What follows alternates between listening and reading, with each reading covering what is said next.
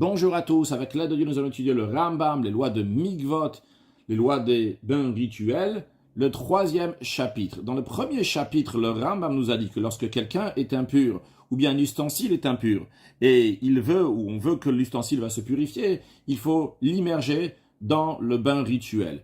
Et pour cela, il ne faut pas qu'il y ait une chatzitza, un écran, une séparation entre l'eau du bain rituel et la personne qui s'immerge, ou bien l'ustensile qu'on immerge dans le bain rituel. Dans le chapitre 2, le Rambam nous a dit qu'est-ce qui est considéré une chatzitza, un écran, une séparation, qu'est-ce qui n'est pas considéré une chatzitza en ce qui concerne les personnes qui doivent s'immerger dans le bain rituel. Dans ce troisième chapitre, le Rambam va nous parler des ustensiles qui doivent être immergés dans le bain rituel. Qu'est-ce qui est considéré chatzitza et qu'est-ce qui n'est pas considéré chatzitza. On ne va pas traduire à chaque fois le mot donc, de chatzitza qui veut dire que ça fait écran. Juste tout d'abord, rappeler que dans la Torah, il y a 7 ustensiles qui ont été mentionnés. C'est-à-dire que la Torah dit que ces 7 ustensiles-là peuvent contracter l'impureté et la Torah nous dit aussi comment ils peuvent ressortir de leur impureté. La Torah donc pas d'un ustensile en bois, quand on dit en bois, donc ce qui est végétal, puis un vêtement qui est aussi considéré un ustensile, les ustensiles en peau, les ustensiles en sac, c'est-à-dire donc un tissu ou un harig en hébreu, donc qui est fait donc avec plusieurs brins avec des poils d'animal. Cinquième ustensile, donc des ustensiles qui sont faits avec des os, les ustensiles qui sont faits avec de la terre cuite et les ustensiles qui sont en métal. Tout ce qui n'est pas de ces 7 espèces qu'on vient de mentionner ne contracte pas l'impureté, à l'exception de ce que les sages ont rajouté, des ustensiles en verre. Les ustensiles en verre sont comparés aux ustensiles en terre cuite, donc les sages aussi ont dit qu'il va contracter l'impureté. Mais il va contracter l'impureté, il va se purifier comme les ustensiles en terre cuite. Et tous les ustensiles, à l'exception de l'ustensile en terre cuite et l'ustensile en verre, peuvent être purifiés s'ils vont être immergés. Mais les ustensiles en terre cuite et en verre, la seule solution pour les purifier, c'est si on va les casser. Et maintenant, dans le même esprit de ce que nous avons appris dans le chapitre précédent, qu'il y a certaines choses qui sont considérées chatzitza pour une personne lorsqu'elle va s'immerger dans le bain rituel, et des fois c'est pas considéré chatzitza, et d'ailleurs des fois on tient en compte aussi si la personne elle est makpid ou elle est pas makpid, si elle fait attention, si ça la dérange, si elle est gênée ou pas, et en fonction de ça on va considérer est-ce que cette chose qui est sur la personne, elle est écran, elle fait chatzitza ou elle fait pas chatzitza. Dans le même esprit, on va prendre plusieurs halachot dans ce troisième chapitre qui va nous parler des ustensiles. Halacha Aleph, ve'eilu chotzitzim bekelim. Voici les éléments, les choses qui font chatzitza dans les ustensiles. Hazefet, sur un ustensile, il y a de la poivre, ve'achemar, ou de l'argile, ve'kayot sebem, ou des choses similaires à ça. Le principe des choses similaires, c'est-à-dire des choses que quand ils vont être collés à l'ustensile, ils ne vont pas fondre dans l'eau, ils font donc que l'eau ne va pas être en contact avec l'ustensile. Hazefet shebekos ve'shebetzlochit. La poix qui se trouve sur un verre ou bien sur un flacon, alors ça dépend où ça se trouve. Si c'est mitochan, si c'est à l'intérieur, chotzetzin, dans ces cas-là, ça fait écran, parce que la personne, elle est makpid, elle est gênée, que l'intérieur va être sale avec la poix, il met de l'intérieur, il met des liquides, des aliments, ou macharouel. Par contre, si c'est la côté extérieur, et chotzetzin, ça ne fait pas, chatzitza, ça ne fait pas écran. Varima mourir dans quel cas s'applique ce qu'on vient de dire, mi beta uman, si ça vient de la maison de l'artisan, là-bas chez l'artisan c'est devenu impur, et il veut l'immerger, vu qu'ils sont encore beaux, bien qu'il y a dessus, il y a encore de la poix ou il y a encore de l'argile, lui il fait pas attention à cela. De ce qu'il veut, lui, c'est s'en débarrasser et les vendre. Ah ben mais balabait, mais si ça appartient donc à un particulier, et ils sont déjà chez lui depuis longtemps, il veut les garder bien beaux. Alors, ben mitoch, ben machoren, que ça soit donc à l'intérieur, que ce soit à l'extérieur, chotzetzin, ça fait écran, parce qu'il veut qu'ils soient beaux, donc il fait attention, qu'ils vont être propres même à l'extérieur, c'est déjà lui, c'est déjà particulier. Hazef, la poix qui se trouve dans un grand bol, une grande assiette, ou bien dans un petit bol, une petite assiette, ben car ou ben car, d'une manière ou d'une autre, c'est-à-dire que ce soit donc du côté intérieur, du côté extérieur, qu'il y a de la poix ou quelque chose de similaire, ben mi balabait, ben mi beta uma, donc que ça appartient à un particulier, ou bien c'est encore à l'artisan, chotzetzin, ça fait écran, parce que dans ce tamrouille de car, dans ces bols-là, on met des aliments qui sont chauds. Alors quand on met des aliments qui sont chauds, sachant pas où c'est que tu as des aliments qui sont chauds, la poix, elle va fondre, elle va salir ses mains. Donc il ne veut pas qu'il y ait de la poix sur ses ustensiles. Halachabet, amor, le muscle, veha kumus. Et c'est une sorte de sève qui coule des arbres, mais le principe, c'est que ça ne sèche pas totalement. Alors, ben bekos ou tsori, que ça soit dans un verre, un flacon, qu'on s'en sert à froid, ben betam kouyukar, ou bien que ce soit dans des grands bols, des petits bols qu'on s'en sert à chaud, ben mibalabait, ben betaouman, que ce soit en particulier, que ce soit de la maison de l'artisan, ben kar ou ben kar d'une manière ou d'une autre, chotzetzim, ça fait toujours écran, il faut l'enlever totalement. Parce que ce sont des choses qui cessent jamais et il salit les mains. Si quelqu'un avait une table, donc une tablette qui met sur la table pour que les miettes vont tomber dessus, et sur cette tablette-là, il y avait de la poix ou bien de l'argile, ou bien il doit l'immerger dans le bain rituel, voilà, shulchan, bien c'était sur la table qu'il y avait du poids ou de l'argile, voilà, dargash, ou bien sur un petit tabouret qui sert à monter pour un siège qui est plus haut. Alors, imayunekim, si cette tablette, cette table ou bien ce petit tabouret était entièrement propre. Tout ce qu'il y avait, donc c'était de ces taches, cette poix-là, cette argile, chotzin, ça fait écran, mais je suis au makpidalem, parce que bien sûr que ça le gêne, il fait attention que tout soit propre, donc ça aussi, il veut s'en débarrasser. Par contre, la blouse, de toute façon, donc, ils sont pas propres, cette tablette, cette table et ce tabouret, et non, chotzin, il y a de la poix, de l'argile, lui, il n'est pas makpid sur cela, ça va pas le gêner. Halacha gimel. Ayuan mitot balabait. S'il y avait de la poix ou de l'argile sur des lits d'un homme ordinaire, chotzetzin, ça fait écran. Parce qu'en général, les gens, ils veulent que leur lit va être propre. Ils ne veulent pas qu'il y ait de la poix ou de l'argile sur le lit. Shel Ani, par contre, c'est sur pas quelqu'un d'ordinaire, mais c'est quelqu'un qui est pauvre. Et Inam chotzetzin, ça ne fait pas écran. Parce que de toute façon, donc, les lits des pauvres n'est pas propre, donc ils ne sont pas makpid, ça ne les gêne pas s'il va y avoir donc de la poix ou de l'argile.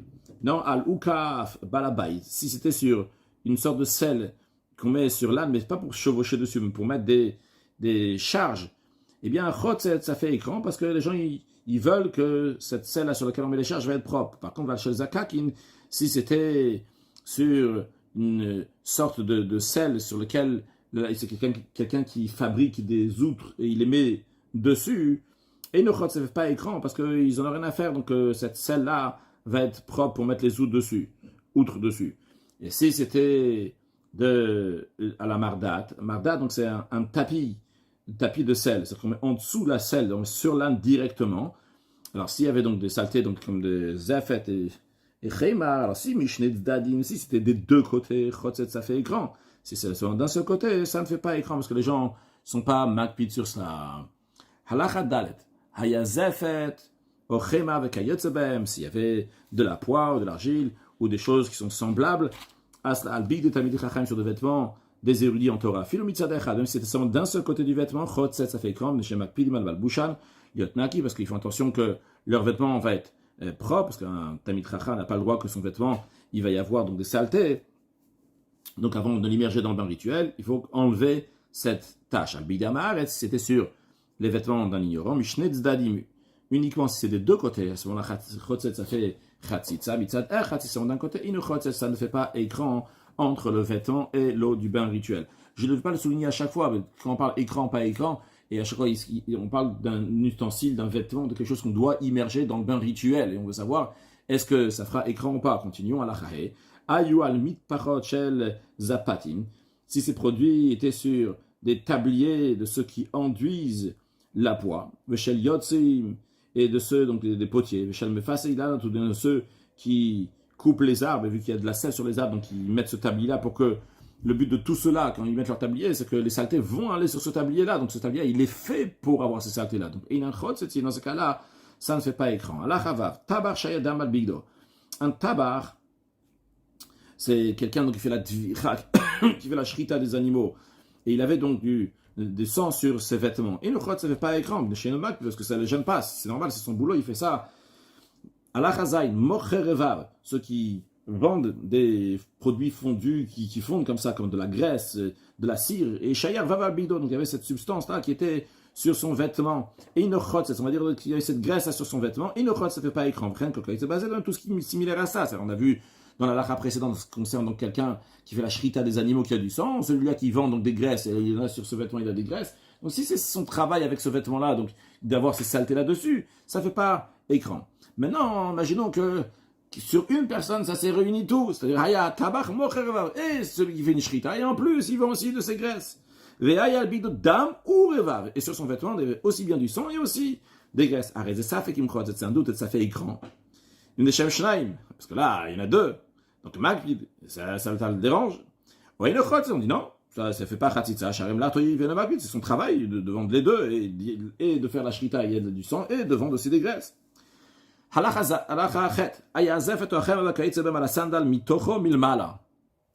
S'il y avait de la poix ou de l'argile ou quelque chose de similaire à cela sur la chaussure, sur la sandale, de la partie intérieure du côté milmala d'en haut, c'est-à-dire que c'est la partie donc, qui est au-dessus donc, du pied, qui se fait voir. Chod, ça fait écran, parce que déjà il ne veut pas qu'on va voir. Par contre, milmata, si par contre c'est dans la partie qui est inférieure, qui ne se voit pas, et no chod, ça ne fait pas écran. En ce qui concerne donc la partie extérieure, ça c'est sûr que ça il en a rien à faire, donc il n'est pas makpid si c'est complètement sur le côté extérieur. À la safsal, si c'était sur un banc, milmala, alors sur un banc, ce soit milmala, au-dessus, au minasdad, ou bien sur les côtés, les endroits qui se voient, chod ça fait écran, parce que la personne elle est gênée, elle ne veut pas. Par contre, milmata, si c'est par en dessous, dans les endroits où on ne voit pas, et no chod, ça ne fait pas écran, parce que ça ne gêne pas la personne. Halachatet, lichluchet soa shebekisi veshebekatedra, une couche de saleté humide qui se trouve sur un siège, sur un beau siège. C'est un beau siège qu'on avait déjà vu aussi dans les Chot Kelim, lequel on porte les femmes pour les amener d'un endroit à l'autre. Amechubashin, qui sont même collés sur ces chaises-là. Ben mitocha ben machorim, qui sont collés donc du côté intérieur, du côté extérieur, ben milmatan, ben minazdading, que ce soit en dessous, sur le côté, et n'importe qui ne font pas écran. Pourquoi? Parce qu'ici, il s'agit de l'ichlouchetsa, il s'agit donc des saletés qui sont humides. Et donc, quand on va l'immerger dans le bain rituel, ça va fondre dans l'eau. Donc, il y a toute cette chaise-là, tout cet ustensile qui sera immergé comme il se doit. Mais lorsqu'il y a des saletés, donc de la lie de vin chez Bakos, qui sont restés dans le verre, chez Bastoch et dans le flacon, Véamor, et le morceau de laine ou de coton chez Bacher, qui est dans un anneau qu'on met autour du cou chez Bazoug, et ce morceau de laine ou de coton qu'on met dans une clochette pour remplir donc le trou qu'il y a là-bas,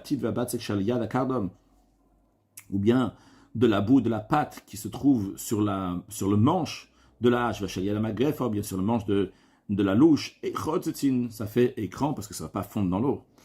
Halachayud, davar barou, il rappelle, il dit que c'est clair,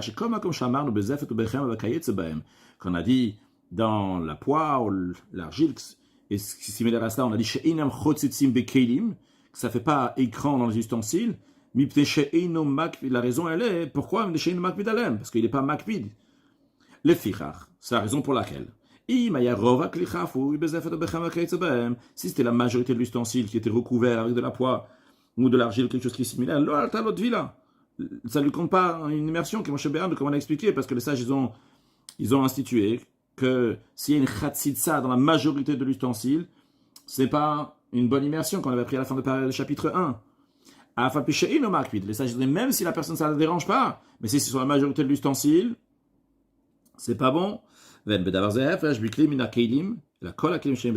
dit qu'il n'y a pas de différence dans aucun ustensile. Tous les ustensiles, c'est exactement la même loi pour ce qu'on vient de dire. Tous les manches des ustensiles qui sont creux. C'est-à-dire que c'est creux, donc ici, à l'intérieur, donc pas exactement comme ici dans l'image, il faut déjà décrocher ça, il y a quelque chose donc qui ressort, et il y a un creux donc qui est à l'intérieur. Et donc ce creux-là, lui, il n'a pas fait, il a fait rentrer, mais pas normalement, il a fait rentrer tordu. Au bien il a fait rentrer normalement, mais quand il est passé dans le bain rituel, il n'a pas fait rentrer l'eau à l'intérieur donc du creux. Au ou bien qu'ils étaient en métal, mais un métal donc qui est troué, donc que l'eau peut passer à l'intérieur vu que c'est tout troué, mais dans un certain endroit, avec Nishberu, ils ont été cassés, donc ils sont serrés à un certain endroit, et donc l'eau ne peut plus passer à un certain endroit. Eh bien, l'eau altalem dvila, on ne leur compte pas qu'ils ont été immergés, donc ils n'ont pas été immergés. Halacha yudbet, klishaf apiv lemata vehid bilo. Quelqu'un qui a pris un ustensile, qu'est-ce qu'il a fait directement comme ça, hop, il a fait la dvila, il a fait rentrer dans le bain rituel. C'est comme s'il ne l'avait pas immergé. Pourquoi? Parce que l'eau ne va pas rentrer dans tout l'ustensile. En effet, quand on fait comme ça, il y a l'air qui va rentrer à l'intérieur. C'est possible de rentrer comme ça fortement dans de l'eau un ustensile et qu'il restera que de l'air, l'eau va pas toucher donc toutes les parois, la partie intérieure. Maintenant, Hayabou Makom Shanenichnas Nibosi, il y avait dans l'ustensile un endroit que l'eau ne rentre pas. Achiyatenu, il doit le mettre comme ça dans certains ustensiles, donc il doit le mettre comme ça sur le côté. Le Altalodvil, Achiyatenu, il doit le mettre comme ça, en tout cas dans l'essence qu'il faut, jusqu'à que l'eau va rentrer entièrement dans l'ustensile. Halachayut Gimel, créer un ustensile, Shutsar Mikan, qui est étroit d'en haut et d'en bas, Verachav Mina Emsa, il est large au milieu, et Notar, quand il immerge, il ne peut pas être pur, Achiyatenu, Alcido, uniquement s'il va le mettre sur le côté de manière que l'eau va rentrer entièrement dans cet ustensile. Halacha Yudalet, un flacon, Sochit, Shepi, Ashokea, que son ouverture est courbée vers l'intérieur. Donc on peut le voir ici, on peut voir donc que c'est coupé, on a coupé ce flacon-là en deux, et on peut voir donc que ça s'est courbé à l'intérieur. Maintenant, qu'est-ce qui se passe pour qu'il puisse la rendre pure? Et une teora, ça ne peut pas être pur, Achiyatena al-Tsida, jusqu'à que il va la tourner comme ça sur le côté, de manière que l'eau va rentrer aussi à l'intérieur, aussi, donc sur tous les côtés. Parce que sinon, quand il va l'immerger, ce qui va se passer, c'est que ça va être immergé, l'eau va rentrer seulement jusqu'à là, mais elle ne va pas rentrer dans ses creux. On peut voir donc l'eau qui monte jusqu'à là, et pas dans ses creux. Halachat Zain, Kalmarin, un nom crié. Donc les scribes utilisent cet ustensile-là, et de la manière que c'est fait, c'est que c'est courbé, mais c'est courbé encore plus que l'ustensile qu'on a vu avant. Donc, c'est fait donc, de telle manière que même si on va le renverser, il restera encore sur le côté, il va rester de l'encre ne va pas entièrement sortir. À Eina Teora, ce n'est pas pur, si on va l'immerger dans un bain rituel. À Chigven Amitzeda, si on va l'immerger juste comme ça, tel quel, comme on voit, donc ça c'est le même ustensile, donc comme il est coupé en deux, on voit donc l'intérieur. Et là, on voit donc aussi, toujours coupé, comme c'est à l'intérieur, donc que l'eau peut rentrer, mais ne va pas rentrer donc sur le côté. Et quand on immerge un ustensile, il faut qu'il soit entièrement entouré d'eau. Alors qu'est-ce qu'il doit faire pour qu'elle soit pure? C'est uniquement Hachek Venamitzela. Il va faire un trou sur le côté, qui est déchiré Kansu, Amaim, la Kumicheba, pour que l'eau va rentrer aussi dans les parties courbées qu'il y a à l'intérieur. Alachatet Zain. Behema, un animal chez cherche à l'air rafouille. Que le moteur de son cou, le collier, donc était lâche, pas serré fort, Vnitma, et le collier est devenu impur. Madbiling autonome, comment on peut l'immerger à sa place? On peut mettre la tête de l'animal avec le collier dans de l'eau et il devient pur. Il n'a pas le droit de tremper la bouilloire avec le charbon qui est à l'intérieur. C'est-à-dire, à l'époque, ils mettaient le charbon donc, sous la bouilloire évidemment, mais après, quand ils veulent éteindre le charbon, ils prennent le charbon et ils le mettent dans l'eau qui est dans la bouilloire. Mais le problème, il est que quand il va rester donc, le charbon dans la bouilloire, il peut être collé comme ça sur la bouilloire. Et que si ce cette bouilloire elle devient impure, on veut l'immerger dans le bain rituel, il s'avère que s'il y a du charbon et qu'il a séché, il est collé contre les parois, alors quand on va l'immerger, l'eau ne va pas rentrer entièrement dans les parois. Alors, il n'a pas le droit de tremper avec les charbon qui est à l'intérieur. Elle, il me seulement s'il a frotté avant, il a frotté donc tout l'intérieur de l'ustensile. Il peut laisser le charbon à l'intérieur, mais juste il faut que l'eau va toucher donc toutes les parois sans que le charbon soit collé aux parois. Parce que sinon, il y a une partie de la paroi intérieure qui n'a pas été en contact avec de l'eau. Halacha yotret, klishoma le mashkin, un ustensile qui est rempli de liquide. Quel liquide? Du liquide qui est impur. Quand on dit du liquide ici, on parle donc des liquides que la Torah, elle considère des liquides à part de l'eau. Il y a 7 liquides, et nous on en parle donc de 6 ici, vu qu'on ne parle pas de l'eau. Donc on parle, ça peut être de la rosée, ça peut être de l'huile d'olive, ça peut être du vin, ça peut être du lait, ça peut être du sang, ça peut être du miel d'abeille. Donc il était rempli comme ça, il était rempli à l'intérieur donc de liquide qui est impur. Donc quand le liquide il est impur, évidemment l'ustensile aussi devient impur, parce que ça je dois créer que le liquide rend impur les ustensiles. En tous les cas, ici, il faut tremper cet ustensile-là pour qu'il va se purifier. Et en effet, Veid Bilo, il a immergé dans le bain rituel, mais il n'a pas enlevé les liquides impurs qui se trouvent à l'intérieur. Eh bien, c'est qu'il ou le taval, c'est comme si qu'il n'a pas immergé dans le bain rituel ce verre-là, vu que ce verre, cet ustensile, vu que il n'y a pas le migvé, l'eau du migvé n'a pas touché l'intérieur, il y avait quelque chose ici à l'intérieur. Mais non, ayam alemaim, c'est ce qui était rempli de quel liquide? Non pas des 6 autres liquides, mais de l'eau. De l'eau donc qui était impure. Veid bilo, il a immergé dans le bain rituel. Dans ces cas-là, il y a maïm va'aklitorim ka'achat. L'eau et l'ustensile sont devenus en même temps purs. Parce qu'on a déjà appris dans le passé que l'eau peut être purifiée dans un bain rituel, parce que c'est la même espèce, c'est de l'eau dans le bain rituel, et dans l'ustensile aussi, il y a de l'eau. Comme on a expliqué ça dans les lois de l'impureté des aliments et des liquides. Si l'ustensile était rempli d'urine, on le considère comme si c'était rempli d'eau. Donc ça ne fait pas écran. Donc l'ustensile est considéré qu'il a été immergé dans le mikvé. À l'intérieur, ce qu'il y avait, c'est des eaux d'aspersion, c'est-à-dire les eaux dans lesquelles a été mélangé les cendres de lavage rouge pour asperger pour ceux qui sont impurs en contact du mort. Si la majorité de l'ustensile était libre, c'est-à-dire qu'il y avait par exemple des eaux juste comme ça au fond du verre, mais tout le reste donc était libre, il n'y avait pas, c'était vide. Quand on va l'immerger dans le bain rituel, tout ça, ça va se remplir avec de l'eau du bain rituel. Dans ces cas-là, c'est pur, parce qu'il y a juste une minorité d'eau d'aspersion, et c'est considéré de l'eau aussi, donc ça se mélange avec les eaux du mikvé. Veimlav, c'est pas le cas, c'est par exemple il y a la moitié de l'eau d'aspersion et l'autre moitié qui va rentrer, donc c'est celle du mikvé, ou bien à plus forte raison s'il y a plus que la moitié d'eau d'aspersion, juste une petite partie d'eau du mikvé, Adaï no betumat, on a immergé de telle manière, il est encore considéré impur, ok, il a un char mashkin shechotzim, comme si que ces eaux-là d'aspersion, c'est comme si c'était d'autres liquides comme du vin ou autre chose, qui font, oui, écran, ben goufakli entre l'ustensile, ou ben mea mikvé, et les eaux du bain rituel.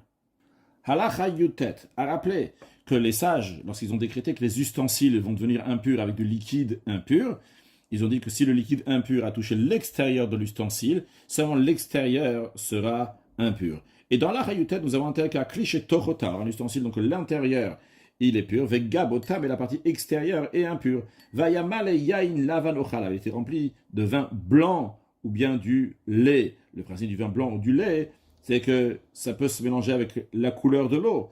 Vehid bilo, et il a immergé d'une telle manière. Olchimachararov, on va voir la majorité. N'oublions pas que la raison pourquoi lui il a immergé, c'est pour la partie extérieure, non pas pour la partie intérieure qui est pure. Mais quand même, on va regarder la majorité de ce qu'il y a à l'intérieur. Parce que quand on doit l'immerger, on ne peut pas immerger juste la partie extérieure. On doit immerger l'ustensile en entier. Donc ça nous concerne qu'est-ce qu'il y a à l'intérieur. Donc, si la majorité de l'ustensile était libre, c'est-à-dire qu'il y avait de la place, pour dire qu'il y a plus d'eau du mikvé qui rentre à l'intérieur, dans ces cas-là, l'ustensile est devenu pur. Mais des chetoumat, on dit vrai, vu que c'est une impureté d'ordre rabbinique, alors, d'après la Torah, il n'y avait pas besoin de faire tout ça. C'est d'ordre rabbinique, donc ils ont dit que c'est bon. Mais si, à l'intérieur, il y avait du vin rouge ou bien d'autres liquides qu'on voit à l'intérieur, donc si c'est pas de l'eau du mikvé, l'eau alta, l'eau de villa, c'est pas une bonne immersion. Halachachaf. Une cruche, imaginons que c'est une cruche qui est remplie d'eau qui est impure. Donc, si l'eau est impure, automatiquement l'ustensile est impur. Donc, ce qu'il doit faire, c'est l'immerger dans le bain rituel. Mais lui, avant de l'immerger dans le bain rituel, ce qu'il a fait, il a mis sur l'ouverture, il a mis de la boue qui est humide. Alors, la boue qui est humide, ça ne devrait pas faire écran. Mais quand même, on nous dit que s'il y a de la boue qui est sur le rebord, et donc l'eau qui est à l'intérieur n'a pas été en contact du mikvé lors de l'immersion, ça ne sera pas pur, l'ustensile ne va pas devenir pur. Donc uniquement dans un cas que si la boue qu'il a mis au rebord donc, est tombée à l'intérieur de l'eau de la cruche, veid bilo, il a trempé d'une telle manière, uniquement dans ce cas-là, c'est tard, c'est pur. Maintenant, si ce qu'il a mis, c'était de la boue qui est épaisse, et même si elle se trouve tout en bas, avec un yotsebo, quelque chose qui est semblable à ça, qui est ilotaval, c'est comme s'il n'avait pas immergé dans le bain rituel, parce que la boue qui est épaisse, qui se trouve donc en bas de cette cruche-là, n'a pas été en contact avec l'eau du mikvé, elle fait écran. Rien de même. Tabat, si quelqu'un il a un anneau impur, qui doit immerger dans le bain rituel, et il l'a mis dans une brique. Quelle sorte de brique? Non pas qui est déjà dure, mais chez le titre offert, de la boue qui est encore humide, vehid bila, et il a immergé donc cette brique humide avec l'anneau qui est à l'intérieur. Tehora, elle est pure, car la règle elle est que de la boue qui est humide ne fait pas écran. Vimaya titiaven, par contre, si c'était de la boue qui est épaisse, qui est là, c'est comme s'il n'avait pas immergé cet anneau, et il est toujours impur. Voici les parties des ustensiles qui ne requièrent pas, c'est pas nécessaire que l'eau va rentrer à l'intérieur. Stam kishe bigde ani, les nœuds des vêtements de pauvres, c'est-à-dire qu'ils ont un vêtement qui s'est déchiré, et pour rattacher les morceaux du vêtement, ils ont fait un nœud, mais les pauvres, ça ne la dérange pas qu'il va y avoir un nœud comme ça entre les morceaux du vêtement. Donc ils vont laisser comme ça le vêtement. Donc il n'y a pas besoin que l'eau passe à travers, parce que ça reste toujours comme ça.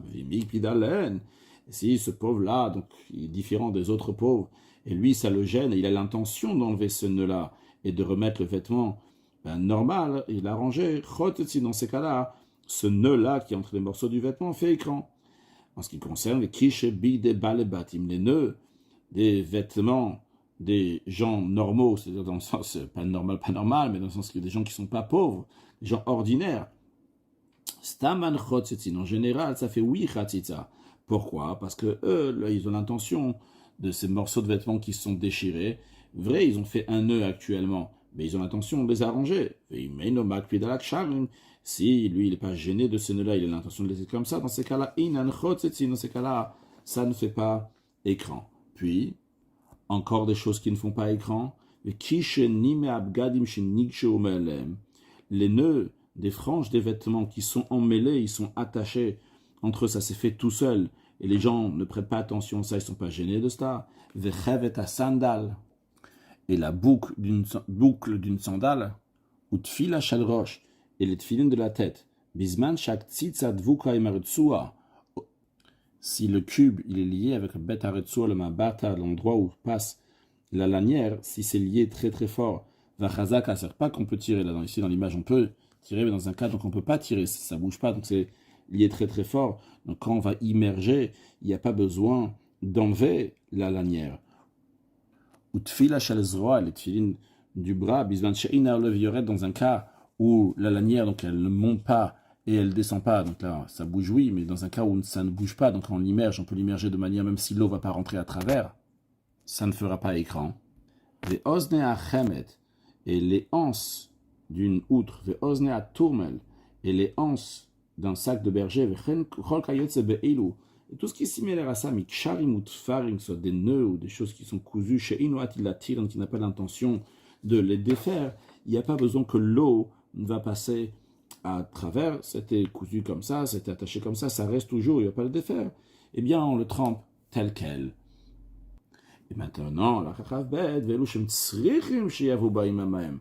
Voici que ce qu'il faut que l'eau va rentrer à l'intérieur. Aksharim shebepitre chaluk shemasuyim belulaot, les nœuds au niveau de l'enclure d'une tunique qui est fait avec des boucles. On peut voir ici, donc il y a une boucle qui est mise. Là, dans l'image, ils ont juste un côté. Parce qu'en effet, comme ça, ils ont retrouvé dans des endroits, des vieux vêtements comme ça. Mais évidemment, ça peut être aussi des deux côtés. C'est-à-dire, le principe, il est donc la tunique, elle est ouverte donc sur le côté de l'épaule. Et donc, la personne, elle rentre. Et pour pas que le vêtement y tombe, il a besoin de rattacher avec des boucles qu'il met au-dessus, du côté d'épaule. Le rien de même, ce qui est fait dans certains vêtements, kishelulaot shebekatef, donc les boucles au niveau des épaules, ou bien vesafa shel sadin, ou bien quelqu'un il a un drap, et bien la bordure, tzarich le mater, il doit bien l'étendre pour défaire les plis avant de le mettre dans le mikveh. Tfila shel rosh, de même en ce qui concerne donc les tfilines de la tête, bisban she'ina baretsua, si elle n'est pas fixée fortement, donc elle peut bouger donc facilement, dans ces cas-là, il faut que l'eau va pénétrer à l'intérieur.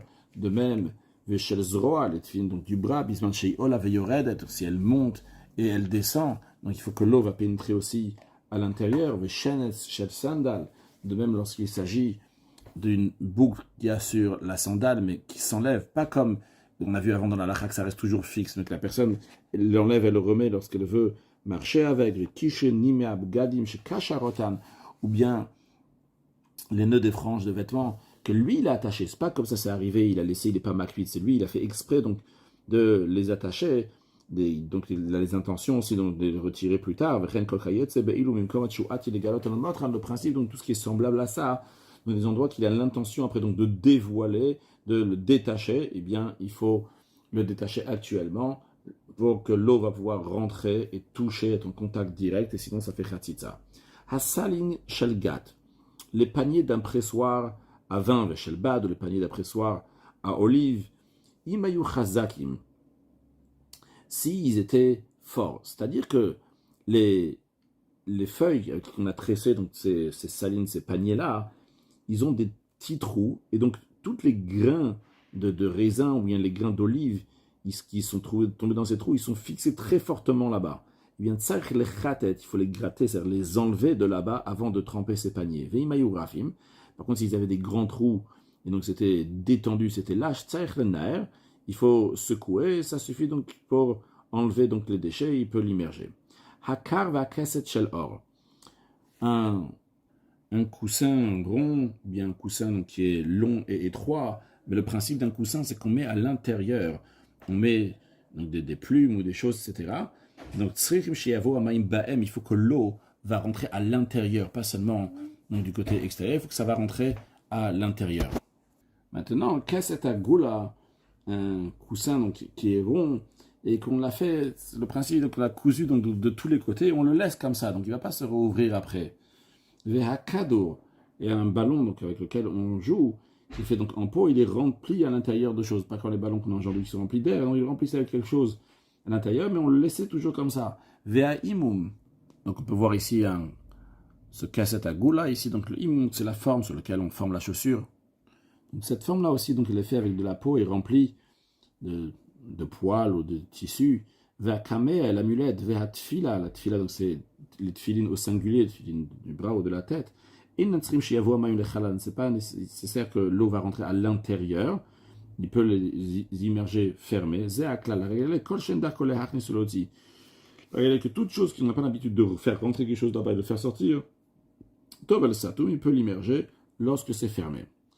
Maintenant, le Ram nous parle lorsque quelqu'un, il y a un mat bilbigad, il prend un vêtement et il va l'immerger chez Moukhoubasim. Si il est déjà Moukhoubasim, littéralement, c'est-à-dire lavé, mais dans ce qu'on veut dire ici, c'est-à-dire qu'il est déjà mouillé.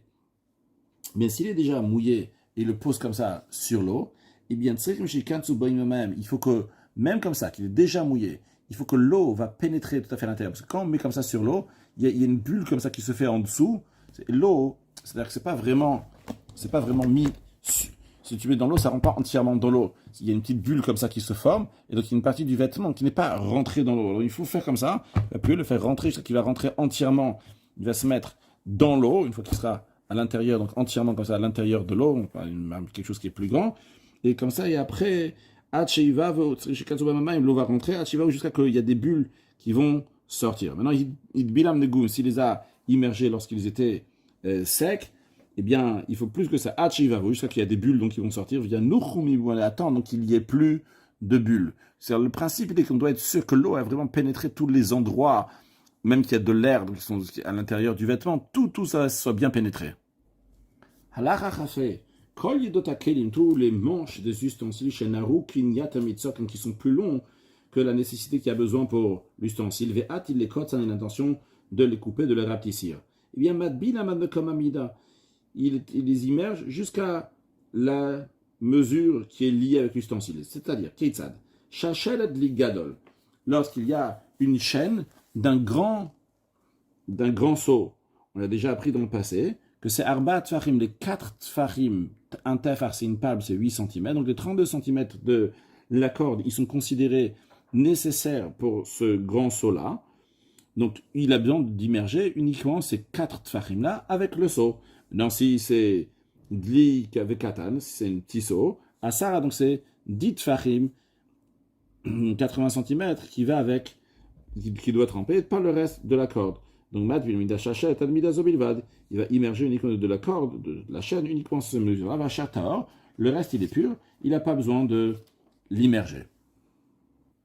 Un ustensile qui est impur, qu'il a bien à l'intérieur d'autres ustensiles, il a tout immergé dans le bain rituel ensemble.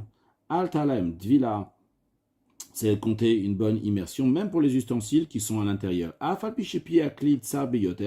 Bien que l'ustensile extérieur est très étroit, il n'est pas assez large, et bien quand même, l'eau est rentré à l'intérieur. Vu qu'on compte une immersion pour le grand ustensile qui est autour, on compte aussi une immersion pour les ustensiles qui sont à l'intérieur. Il a penché sur le côté et il a immergé avec les ustensiles qu'il y a à l'intérieur. Lo al talem tvila. Ce qui est à l'intérieur n'est pas considéré immergé. Ça doit être large comme le tube d'une outre. On apprendra les détails exactement, c'est combien dans un autre chapitre. De même si l'ustensile était pur, il a mis des ustensiles impurs à l'intérieur. Bilan, il les a immergés. Lo altalem tvila de même si l'ustensile qui est à l'extérieur est pur, il n'a pas besoin d'être immergé dans le bain rituel. Mais ceux qui sont à l'intérieur sont impurs, il veut les immerger.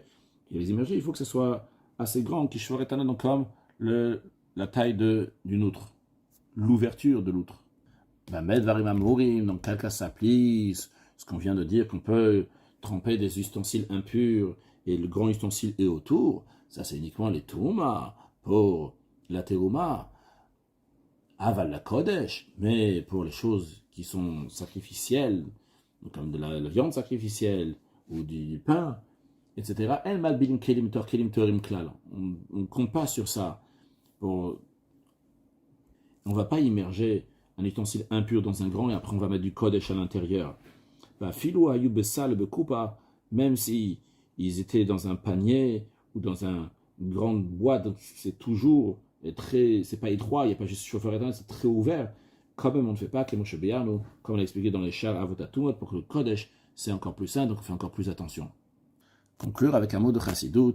On a parlé donc du mort, entre autres. On a parlé donc du muscle. Eh bien, c'est lié avec un mouchka. Rabbi a parlé de chaya mouchka, ce parfum-là. Et sur le plan spirituel, ça fait référence au makif de la neshama, donc un haut niveau de la neshama. Et le but, il est de prendre ce haut niveau de la neshama et l'intégrer, le mettre intérieurement dans nous. Donc, quand Mashiach va venir, on va dévoiler la Yechida Shebenefesh, le plus haut niveau de l'âme. On va le voir concrètement dans la vie de tous les jours, très prochainement avec la venue de Mashiach. Now, une excellente journée.